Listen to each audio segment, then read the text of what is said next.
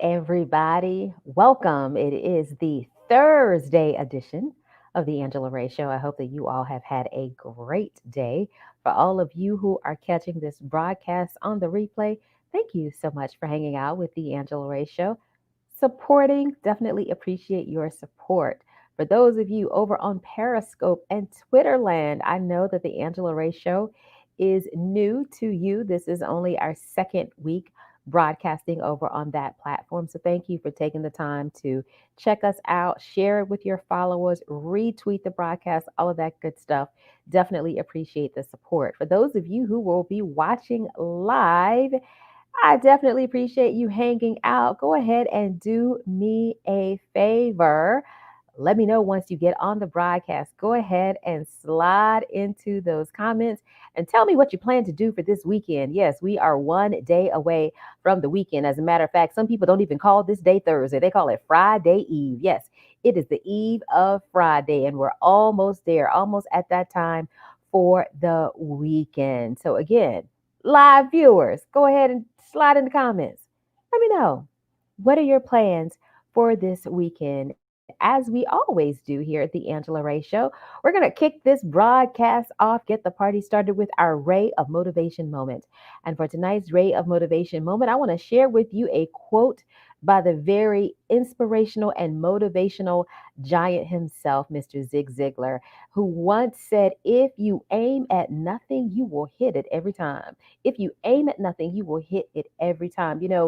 As I have considered some different projects during this planning, praying, and pivoting season that we're in the midst of this pandemic, there are some things that I have been a little leery to try.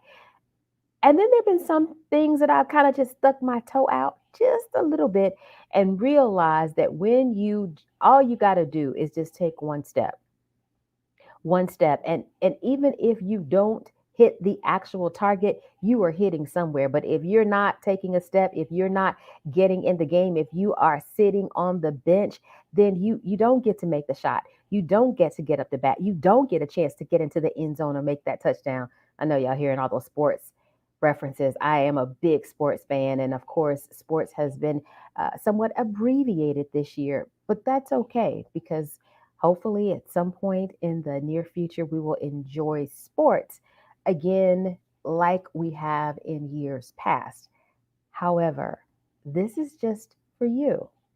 Whatever it is you've been sitting on, the idea, the gift, the thing that has been in your spirit that you just can't shake, make sure that you go ahead and step up to bat so that you have a chance to knock it out of the park. And that is tonight's Ray of Motivation moment for this Thursday edition of the Angela Ray Show. Well, I'm very excited to welcome my guest on tonight, Terry Spicer. She is the founder and the visionary of the Sisters Inspiring Sisters Incorporated organization. It is a 501(c)(3) charity that provides transportation assistance to cancer patients who are in financial distress.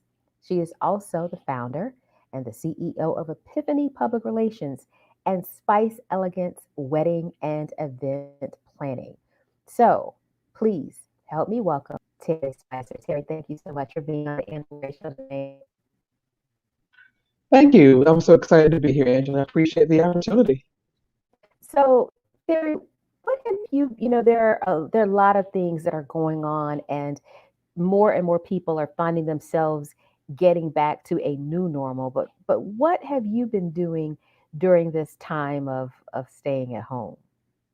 Wow. I mean, I have been extremely busy. I decided that I would lock down and work on projects that had been in my heart and in my mind and my soul Hmm. for years, but that I'd been just too busy to really focus on. So I wrote a book in the pandemic. I am ready to officially launch my podcast. I've been working on a lot of projects. So I've made the opportunities work, for the goals that I've had inside. Okay. And thinking along those lines, you know, you have a number of things that you're involved with, your nonprofit organization. I mentioned wedding planning and events, but also public relations. How did you get started in public relations? And can you explain exactly what it is and what it isn't? Because I think sometimes people are a little confused about PR. Yeah, girl, I tell everybody that I've been a publicist since I was 6 years old. I used to, Okay. read books, and I dreamed in big colors and big bold colors. And but public relations is all about telling a story, getting inside of the heart and soul of a vision, for a Hmm. client, for an individual, for an organization, and being able to successfully paint a canvas so clearly that, their targeted audience sees it, understands it, wants to be a part of it, and will stay with it through the evolution of that particular vision. So, I call myself a storyteller. That's really truly what I am. I love telling stories. I love writing, so it's a perfect match for the things that I love to do. But that's what PR is all about. Branding. You've heard about branding. You've heard about crisis communications. You've heard about strategic positioning. It's a whole lot of different things that make up, all of the components of what successful public relations is all about. It's more than just writing a press release. And how does that differ from marketing for some people who may think that it's the exact same thing as marketing? Well, yeah, marketing, they're similar, but marketing is really targeting the what I like to say the advertising, the really the television, the radio pieces of getting it, out there. And so they work on the advertisement, for a particular brand. They work on the narrative as well. There are some similarities, but public relations is so much broader. It looks at the whole picture, and marketing is just more specific in the process. Yeah, I'll take it that way. Yeah. Okay. I also mentioned when I introduced you about the Sisters Inspiring Sisters Incorporated, your nonprofit organization. What prompted you to start that? My line sister, she was my best friend, Gwen Bishop. We pledged Delta together, you must sorrow as well. And Yeah. Gwen developed breast cancer. And so I was able to be a caregiver with her mom the last year of her life. God was so gracious and took me out of my job. They thought they were laying me off, but God was gifting me with the opportunity to be available to drive her to treatment. So Hmm. it was during that last year that I really got to see how critical, transportation is to a patient's care. Gwen was very blessed in that capacity, but many patients don't have someone to drive them, and they don't have the funding because I'm telling you, cancer is such a rigorous disease, and it requires Hmm. so much. And you may have to go to treatment 5 days a week or 3 days a week. And so the SISI provides gas cards to help, because you might get your cousin or your next door neighbor or a family member to drive, you there. So it's a lift, like I love to say, a lift in that process of getting you to your medical treatment toward your survivorship. Hmm. Now, you mentioned one of the things that you've done during this time has been to write a book. But that's not your first book. You also Mm-mm. have another book that you created, Lessons from Her Skirt Tales. Skirt tail. Uh-huh. Tell us a little bit about that. What inspired you to create that book? Well, I people have told me that I have an old soul, and I loved sitting. You've heard people say sitting at the foot of. I like to say sitting at the skirt tail of seven specific women that raised me, nurtured me, chastised me, loved me, encouraged me, and positioned me for life. So I wrote about the experiences with each one individually and then collectively. So I still draw on their lessons. Most of my circle of pearls have gone on to their heavenly home, but my mother is still here. My dear Abe is still here. But I draw on the experiences of these incredible women every single day. So I wrote about it Okay. because it helped me, and I figured those lessons. could help others as well. Yeah, so that's my board of pearls, my circle of pearls. Yeah, my seven. You also have been very involved with the community outside of your nonprofit organization. You mentioned the sorority, you're very active in Delta. You also did public relations for Omega Psi Phi Fraternity Incorporated as well. How have you been able to juggle so many different things? Girl, I sleep with one eye open, literally. Like that. That's how you do it. Yeah, That's how like you that with one eye.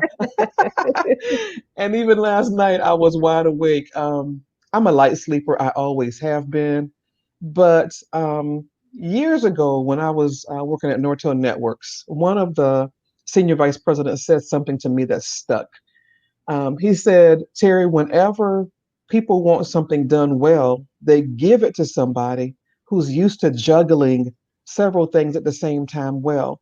And so I've always been a master task, at tasks. And so I've learned, Angela, to keep the balls up in the air without, them falling down. And so it's taken some time to get there, but I do it. I try to, carve in a few minutes to sit and breathe. But I'm pew. I keep asking people to spell that word for me because that's my mindset and that's the way that I process. But but I do. I've just learned to prioritize. I've learned to, have different notebooks open at the same time, and I work according to priority. So sometimes it's not easy, but I get it all done, and it all, in my opinion, has to be done very well. To be satisfied the folk that I'm working for and working with. Hmm.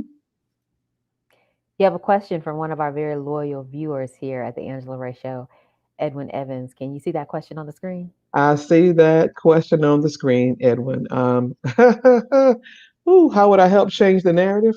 Well, the first thing that needs to be done, to tell the United States story, the leadership at the top, you know, they are not willing to own up to the crises that are, right in plain sight.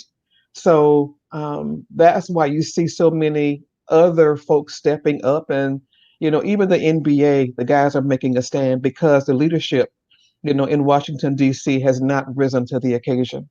So that is really truly where um, it needs to start.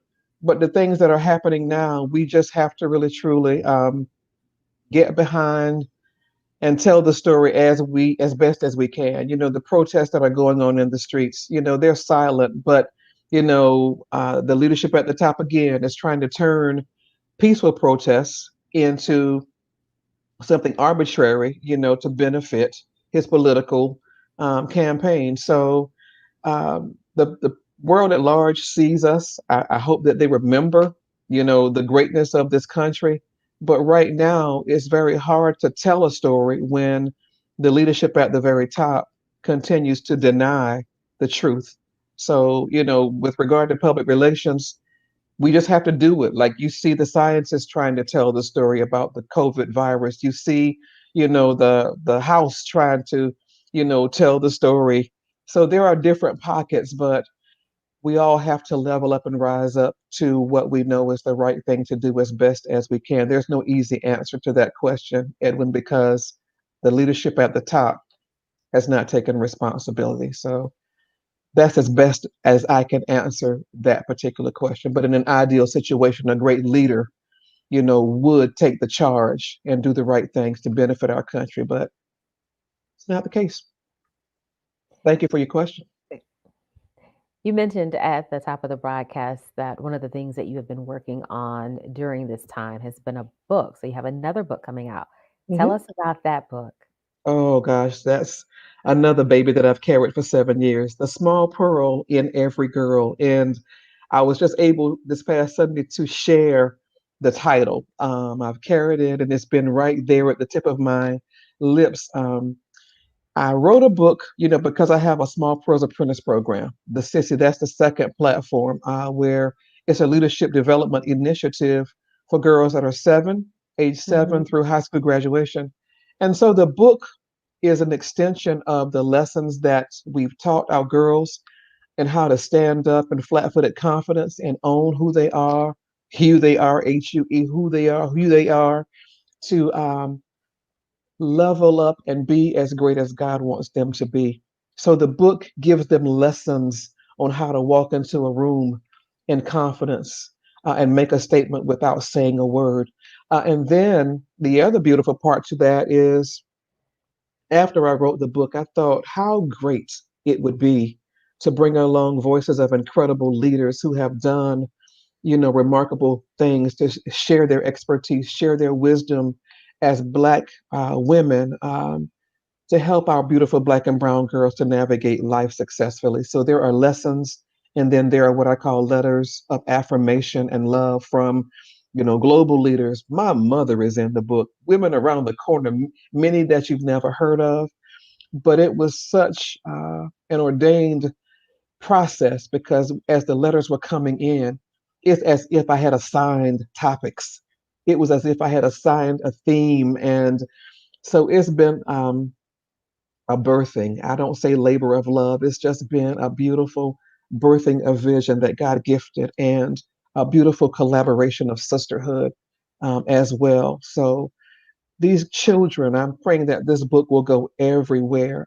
The book, the benefit to this process is to benefit the SISI, the work of the SISI. In this time of COVID, donations are down. A lot of the plans that we had are down. This book is literally a fundraiser for the work of the SISI, but it will definitely prepare our girls to be successful leaders, successful girls and women in their lives. And I'm extremely proud. And if I could share just one person, Miss Catherine Farrell is 107 years old, Angela. She Wow. is in the book. She was the valedictorian of the class of 1931. So, when I think about the kind of wisdom that she is able to Mhm. impart and the things that she's seen it all. Oh, yeah. So that's the kind of value that this project offers. It's just, it's totally from my heart and soul for our girls. That's incredible. Thank you. Um, we talked a little bit about in your bio that you also have a wedding and event planning business, and weddings are beautiful, they're luxurious. Mhm. People want to create memories that will last a lifetime. And then there are those people that we call bridezillas that you sometimes have to deal with. Ooh-wee. Mm. So, without naming names, you know, tell us about one of the most challenging weddings you had to put together. Look, I'm going to take one where I had a groomzilla. Okay, a Oh, groomzilla. Let's flip it a little bit. A groomzilla. okay. I've had bridezillas as well, but he was absolutely awful because he didn't want to listen.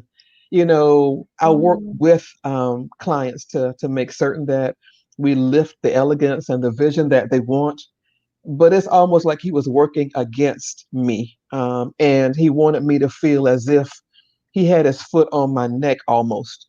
And I had to end up telling this guy, look, I work with you. And I need you to work with me because, again, your wedding day requires full court press, all out stop, at all levels. But when it comes down to it, I'm helping to make certain that things look good. And the last thing that I will accept from you is your profanity, is your negativity. I need you to get on board and be happy and work with me. So he was awful, but I had to tell him one or two or three or 10 things. And but we got through it and they had a beautiful wedding. So yeah, that was the first and the last. But when he raised his voice to me in profanity, oh. that's totally, totally Hmm. unacceptable. No amount of money will, give anybody the right to speak to me in that regard. And he had his one, but he was done. So, uh, One and done. one and done, one and done. Have you ever been in the midst of a great plan for a wedding? The flowers are there, the flower girls, the little mini groomsmen, and then all of a sudden the wedding got called off? Ah, close, close, close. And actually, I had a couple to come in to speak with me, and we went over everything, but that one didn't fall. But no, I never gotten so far in the process where everything was laid out and, um, it didn't occur. Okay. But there was one that I wished would have. But girl, I have had some incredible experiences with over the years, and but I love doing weddings. It's an incredible time, but for planners, it's a lot of work, and people don't think that it is. Once you get everything in order, you still have to move a lot of people. You still have a timeline. You still have to make certain that from the moment it starts to the moment the last guest leaves, that there is an incredibly beautiful and authentic and wonderful and kindred experience for each and every guest. So that's very important. And I try to make certain I speak to everybody. I'm so exhausted when I go home. And Gaynell Lowry, she works with me on weddings, and I tell you what, when we leave, we are dog tired because we've done everything we can to make certain that things go well. That's important. It definitely makes sense. Shifting back to PR, I feel like public relations has changed and evolved as you mentioned PR is telling stories, Hmm. and we found new ways to tell stories in the last 10 to 15 years. Oh You, yeah. you mentioned, that it's more than just a press release. And now as a part of telling that story, there is social media, there are websites, there are different avenues. How have you made the adjustment as the way to tell stories has continued to evolve?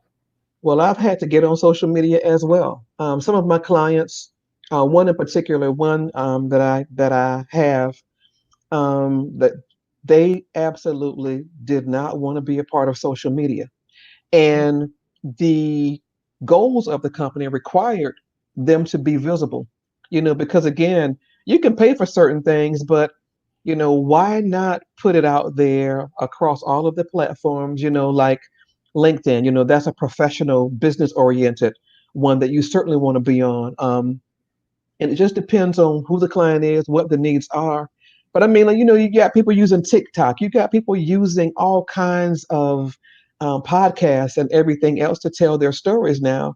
But public relations is an important part of the toolbox, just like having a great attorney, having a great accountant. Everybody that's on your team needs to be able to articulate the same vision, drive their lanes, but collectively work together to make certain that the goals are lifted and done well, and are able to grab hold and know when to reconfigure, tweak, change, drop things off. So public relations is a part of evolution. And again, a lot of people say, well, we don't need to spend the money. But again, you get what you pay for. And remember, social media is free. It's free. And so when you really have these pie in the sky expectations, but you want to rely on what's free only, you're going to get what you pay for. And if free is your method of choice, I'm not the right person for you, because you should be worth the investment that you make in your business. Your business should be of the caliber where people see and understand that you take pride in your business, in your goals, and in relaying that message in such a very polished way that's inviting. Hmm. Again, social media offers a lot, but in order to provide what's really necessary, the investment is going to be required to get the kind of success that you really truly deserve. Hmm. You have a question from one of our other loyal viewers here at the show, Leslie Youngblood. Hey, Leslie. Yeah, Zoom ceremonies are very popular, and I absolutely recommend a Zoom ceremony. Um, this happened for one of my couples this year. I was supposed to go to Barbados twice. Oh, I was supposed to go in April, to finalize everything, and then back in June for the wedding. So, what Zoom does, it allows people to bear witness, and I think Zoom provides more of an intimacy because you're focused in on, what's right there. All of the pomp and circumstance hmm, may not be there, but the love and the intimacy of family in just a few, quite honestly, really still is beautiful. And I say to my couples, you can host that same big party, that big shindig, even after you're married. Next year, let's get through COVID, and let's come back and plan and have those beautiful celebrations. But for now, we have to be safe because again, parents, you want to protect parents, you want to protect your guests and put protocols in place to keep everybody safe. But in those intimate Zoom moments, the love is still there. You can still have a small flower arrangement or a bouquet. You can still have a small cake, but it doesn't detract from the beauty of the day or the love in the moment. So Zoom is absolutely the way to go, certainly. Edwin has another question for you. The biggest faux pas that people make on social media is a couple of things. People look for validation. Um, Mm, they look for validation. They think that a like is lifting them to the next level. It's got to be that you believe in yourself in such a way that even if not one person likes, whatever it is you post, you have to believe in yourself beyond any likes or any comments. You certainly want that. But the other faux pas that I see and feel is totally, it needs to be calmed down. People tell personal things and they look for people to solve problems that um, Facebook should not be a platform for sharing personal details because, again, once it's out there, you can't take it back. Once you've told the story and then you go and resolve the situation, it's still out there. You've put all of your business on social media. Look, I'm that girl. If there's somebody that I know, former students or whoever, I will DM you. Like one couple was fussing on Facebook.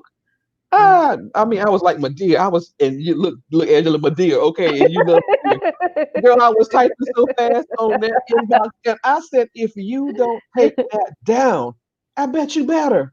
I said, why are you sharing all of this before all of us?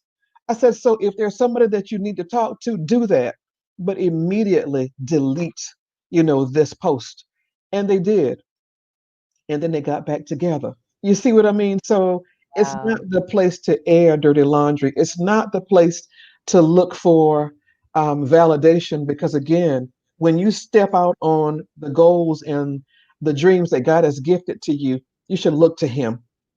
Did you hear what I just said? You should Yeah. look to Him. And you should have a team of people that will provide you the support that you need. And certainly, again, on a larger scale, when you launch, you want people to buy into what it is you're doing, but you have to believe in yourself and in your product, your project, beyond the likes, beyond people's comments, because hopefully your dreams are so much bigger than that. Yeah, Yeah. definitely. And hey, Lori Jones Gibb, I saw you chime in on the broadcast a little bit Hey, earlier Lori. tonight. So, Terry, as we begin to wrap up, any final thoughts or advice you might offer to people? I think that what you just gave in terms of social media was great advice. But hmm any final thoughts before we wrap up? What I would really truly tell you is that we are so much more than COVID. Um, Mm, I locked down and I'm realizing dreams that I've carried for years. Hey, Lori, I see you there. Um, take this time because there's still so much living inside of life. There's still so much living inside of life. The sad thing is that we've seen so many tragedies. Yes, we really truly have. yeah, And my heart goes out, but still trust that God is still God. He's still blessing. There are still miracles being performed. There's still so much life inside, living inside of your life. And I recommend that you um, make yourself and those goals a priority. And don't share what you're doing until you're ready to launch. Get busy. Make yourself a priority. I've started walking. Get out there and start walking. I mean, look, my hips are coming down some. And so get engaged. Wear your mask. That's the priority. Wash your hands, distance, but still grab a hold of the goodness of life because God still has it for you. And don't just give in to the hardness and the harshness of the realities, yes, but still grab hold of the goodness because God still has incredible greatness right there for you. I say grab it, own it, live it. Awesome. Well, Terry, thank you so much for being a part of our series, Leading My Best Life. Leading My Best Life has been a two-part series, actually a part of me relaunching one of my books, Megastar Student Leadership. It's a book that I created about my acting career, but adapting lessons for student leaders. So it looks like our two projects might have some synergy. Once it's Awesome. safe, we might have to go do some duo book signings, do some Let's tag go. teaming out there in the streets. Can I Definitely. ask you a quick question? Sure. What's that like working with Tyler Perry? What's that like? Oh my gosh. What is that Well, like? let me tell you. So the first time I had an opportunity to work with him was on Love Thy Neighbor. It's a comedy. And he really gave me some leeway to really be creative. And so I had a ball. It was actually my first time doing a sitcom. And honestly, I have to give him credit for me discovering my comedy genes because I don't think that I recognized them. I had done some comedy in theater before, but had Mhm. never really thought, oh, I'm a comedic actress. Oh, I can do sitcoms. You could not tell me that I was not a dramatic artiste. And so to do that show and to, have him trust me. And what I mean by that is once we got on set and we started rehearsing and, we'd gone through the scene a couple times, he started giving me more lines. Like I need to actually go back and look at the original script that I had and what was actually broadcast because he liked what I was doing. He just started writing more lines and more lines and more lines. And it ended up being like an incredibly fun time.